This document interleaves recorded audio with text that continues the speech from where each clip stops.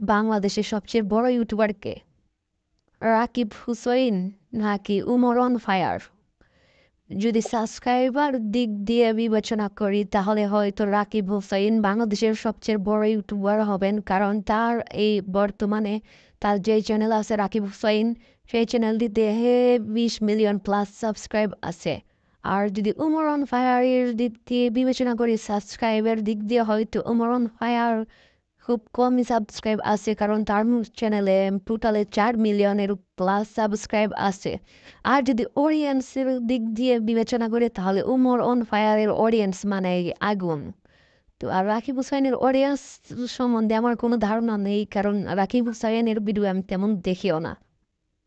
Umar on ফায়ারের video আমি প্রায় দেখি, সবসময় দেখি বলতে পারেন, কারণ Umar on fire comedy video বানাই, যার জন্যে অনেক ভালো লাগে। আর রাকিব হুসাইন হয়তো ব্লগ বানাই, তো রাকিব হুসাইনের ব্লগ বেশি তেমন একটা আমার দেখা হয় নাই। তো যারা যারা দেখেছেন অবশ্যই আপনাদের বুটে আজকে কে বিজয় হয় সেটা দেখা যাবে। ওমর অন ফায়ার সেরা নাকি রাকিব হুসাইন সেরা সেটা শুধু আপনারাই বলবেন কমেন্টে।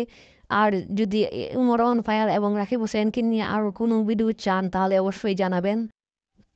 কি নিয়ে ভিডিও বানাবো অবশ্যই আপনারা কমেন্টে জানাবেন, কারণ আপনাদের জন্যই আমরা ভিডিও বানাই। তো আপনারা যে বিষয় নিয়ে পছন্দ করেন এবং কোন জিনিস নিয়ে ভিডিও বানাতে দেখতে চান অবশ্যই বলবেন, অবশ্যই আমি সেই বিষয়ে ভিডিও দেওয়ার চেষ্টা করব।